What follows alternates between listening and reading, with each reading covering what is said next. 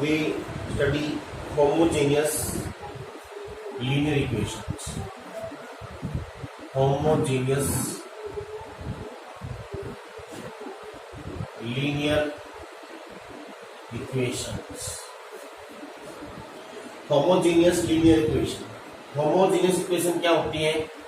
Having same degree like this, ax plus by बराबर 0 या by plus cz equal to 0 या ax plus by plus cz equal to 0.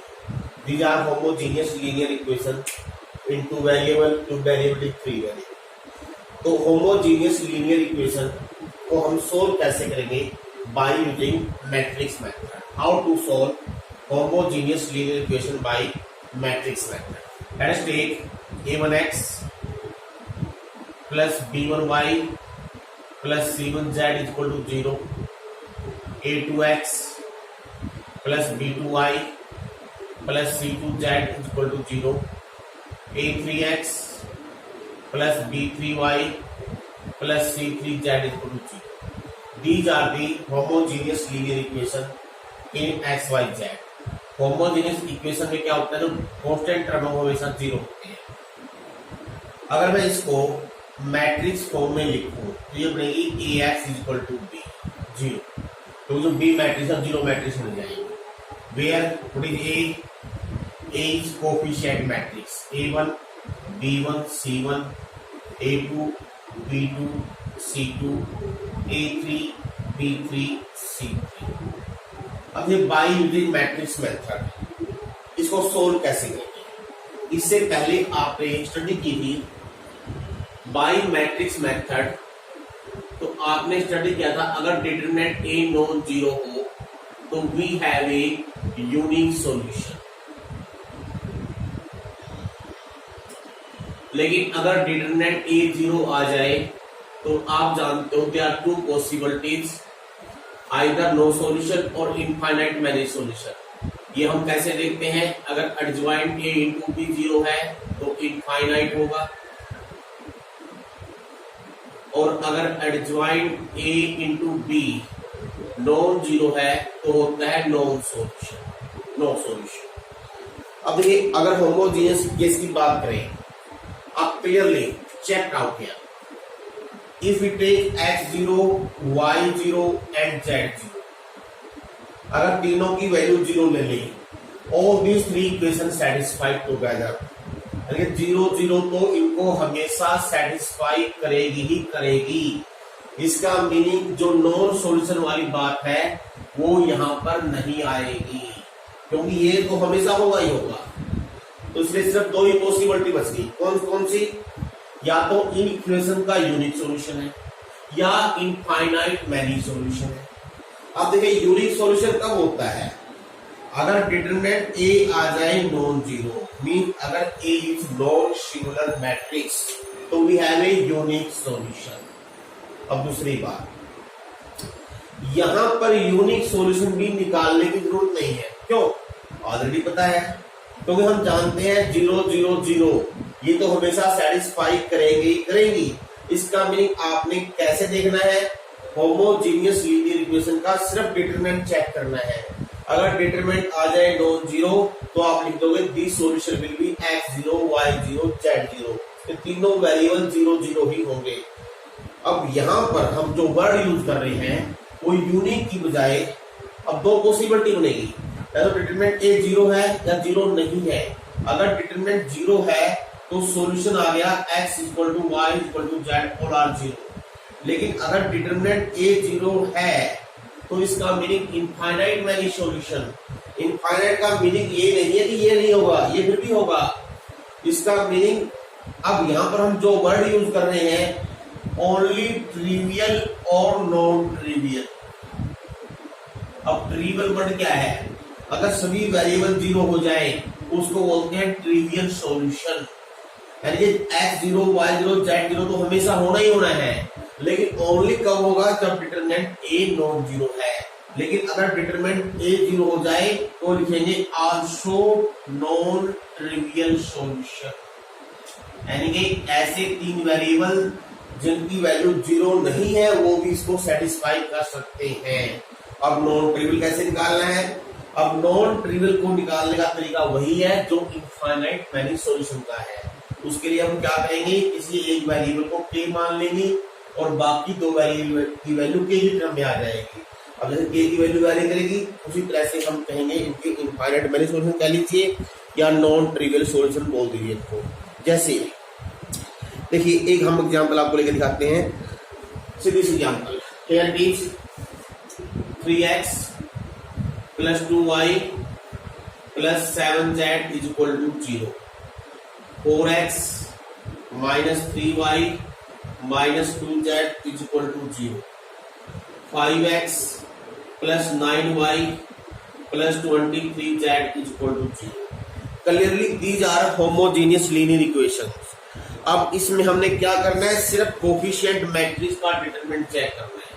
Coefficient matrix तो क्या बनेगी, 3 2 7 4 -3 -2 5 9 23।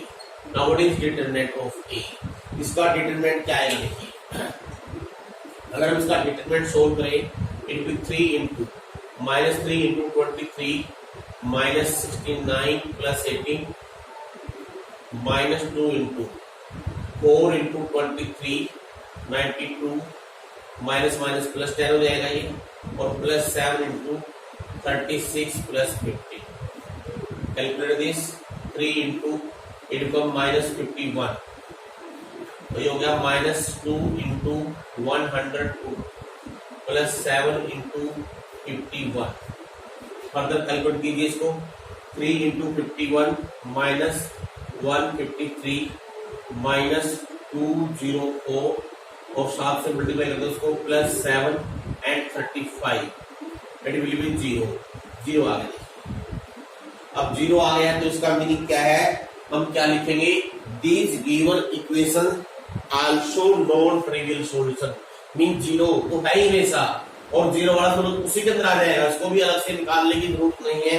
जैसे ही determinant A 0 आ जाए आपने क्या लिखना है, because determinant A is 0 so this implies given equations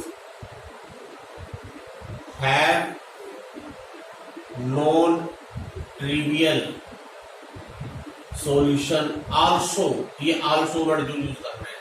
अब कैसे सोल्व करना है, जैसे इनफाइनाइट को सोल्व करते हैं, लेट जेड बराबर रख के पहली दो इक्वेशन में रख लो और उनको आपके की टर्म में सोल्व कर लीजिए। इनका -7k और यहाँ पर रखेंगे -4x -3y it become 2k। अभी दोनों को सोल्व कर लेना है k की टर्म में। जैसे अगर हम सोल्व करें तो 3 से मल्टीप्लाई करते हैं, इसको 2 से, और इसको ऐड करेंगे 9 + 8 17x -21k + 4k। तो कैलकुलेट कीजिए, x की वैल्यू आ जाएगी -k। अब x की वैल्यू -k रख दीजिए यहाँ पर, तो 2y हमारे पास आएगा -7k और ये माइनस का 3 के गुना की जगह +3k, तो y की वैल्यू आएगी -2k। This means x -k, y -2k, z is a, that is the final solution। Obviously these three values satisfy the third equation। इसको आप बेशक से वेरीफाई भी करके देख सकते हैं, इट मस्ट बी सेटिस्फाइड। देखिए क्योंकि जो ट्रिवियल सॉल्यूशन है आपका इसी में आ गया, अगर k का मान 0 होगा तो तीनों 0 हो जाएंगे। इसका meaning this system of equation have also known trivial solution. इस तरह से आप इनको सोल्व कर सकते हो। अच्छा, एक जो हमने बात की थी solution of equation by matrix method, उसमें हमने दो तरह के क्वेश्चन आपको सोल्व करके दिखाए थे। एक तो था इक्वेशंस गिवन हो by matrix method solve the equation, और दूसरा था गिवन ए गिवन था, find A inverse and then solve the given equation. और एक अलग तरह की प्रॉब्लम होती है कई बार, उसमें क्या होता है, we are given two matrix, find that product. जैसे हम एक एग्जांपल लेके दिखा रहे हैं आपको, क्वेश्चन ये है, find the product of these two matrix. इन दोनों मैट्रिक्स का प्रोडक्ट पता कीजिए। I write here, find the product of these two matrix।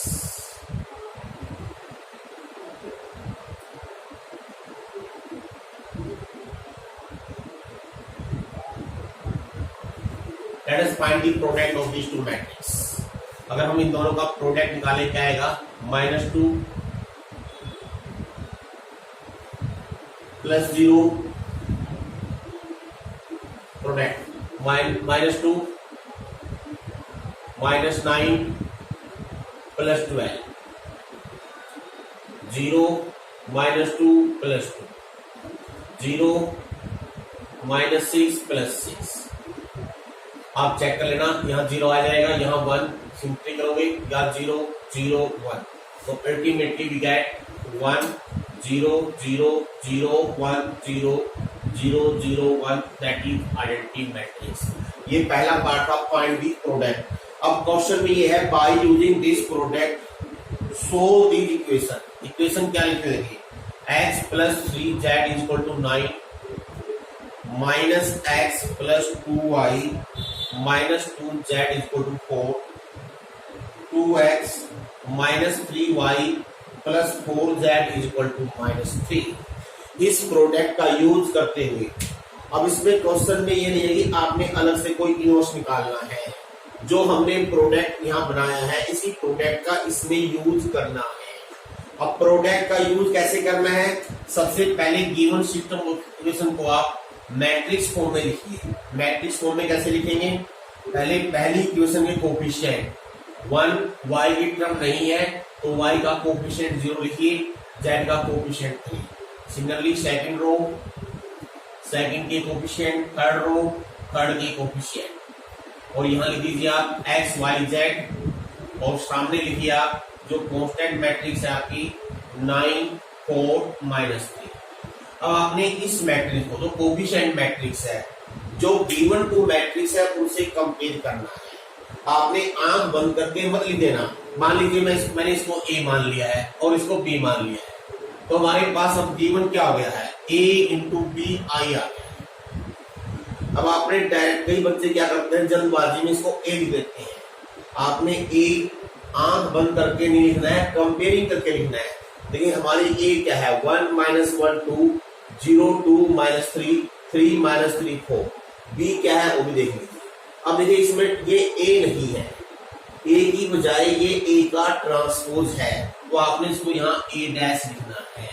इसको एज यूजुअल हम ऐसे लिख देंगे, और सामने आमतौर पर इसको b लिखते हैं, लेकिन हमने b जो है पहले ही इसको मान लिया है, तो b की बजाय और कोई अल्फाबेट आप यूज कर सकते हो, आई वुड सी। अब देखिए इसका मीनिंग नहीं, अब आपने अलग से a इनवर्स निकालना है। अब वापिस यहाँ आ जाइए, हम जानते हैं किन्हीं दो मैट्रिक्स का प्रोडक्ट आइडेंटिटी मैट्रिक्स हो तो आप डायरेक्ट यहाँ से a इनवर्स लिख दोगे, a inverse will be b, और इसका मीनिंग हमने लेना है ट्रांसपोज, तो a इनवर्स का ट्रांसपोज हो जाएगा b डैश। अब क्योंकि a इनवर्स ट्रांसपोज या a डैश इनवर्स एक ही बात होती है, ये हो गया b डैश। अब यहां से जब x का मान निकालोगे आप लोगे a डैश इनवर्स। अब a डैश इनवर्स क्या आ गया है, b डैश, तो यहाँ b डैश आप डायरेक्ट लिख दोगे, आपको अलग से कोई मेथड यूज नहीं करना है, बस आप सिर्फ वैल्यू पुट कर देनी है। जैसे x हो गया है x y z, b dash यहाँ से लिखना है, कभी b लिख दो, b डैश इसका ट्रांसपोज लिखना है -2 9 6 0 2 1 1 -3 -2, और यहाँ c जो हमारे पास कांस्टेंट मैट्रिक्स है। अब इन दोनों कीजिए मल्टीप्लाई, आप आसानी से आंसर आपको कहा जाएगा। जैसे लोग सोचाओ करना, -18 + 36 -18, सेकेंड रो 0 +8 -3, थर्ड रो से कीजिए 9 -12 + 6। अब एक बार वो कैलकुलेट कीजिए, उसके 0 गया है, यहाँ 5 आ गया है, 9 + 6 15 -12 3 हो गया है। अगर हम कंपेयर कर लेंगे, इसका मीनिंग x की वैल्यू 0 आ जाएगी, y की वैल्यू 5 और z की वैल्यू 3। This the solution. बेशक से आपने सही किया या गलत किया, आप ये वैल्यू इस इक्वेशन में रख के देख लीजिए, इट मस्ट बी सेटिस्फाइड। इसमें रखिए या इसमें किसी भी एक में रख के आप चेक कर सकते हो। इसमें जो स्टेप इम्पोर्टेंट था वो स्टेप ये था, अगर दो मैट्रिक्स ले रखी हो उनका प्रोडक्ट निकालना हो, पहले आपने प्रोडक्ट लेना है। आमतौर पर ऐसे क्वेश्चन में यहाँ तो आइडेंटिटी आ गया है, कई बार क्या आता है ए बी सब कांस्टेंट इनटू आई आ सकता है। तो अब यहां से डायरेक्ट आप मान लीजिए आपने ए का इनवर्स चाहिए, तो ए का इनवर्स चाहिए तो आप लिख दोगे 1/k इंटू बी। अगर बी का इनवर्स लेना हो तो लिख दोगे 1/k इंटू ए। इस तरह से आप ए इनवर्स या बी इनवर्स जो भी यूज करना हो, अब यूज कैसे करना है, जो गिवन मैट्रिक्स है, जो गिवन सिस्टम ऑफ इक्वेशंस है, जब उनको हम मैट्रिक्स फॉर्म में लिख लेंगे, कोएफिशिएंट मैट्रिक्स क्या बनती है, ए है या बी है या इनमें से किसी का ट्रांसपोज है, उसके अनुसार उसी का इनवर्स हम यूज करेंगे। That is very important step. इस मेथड से आपने इसमें ए इनवर्स यूज करना है, अलग से कोई मेथड लगाने की जरूरत नहीं है। आज के लिए बस इतना ही। Thank you.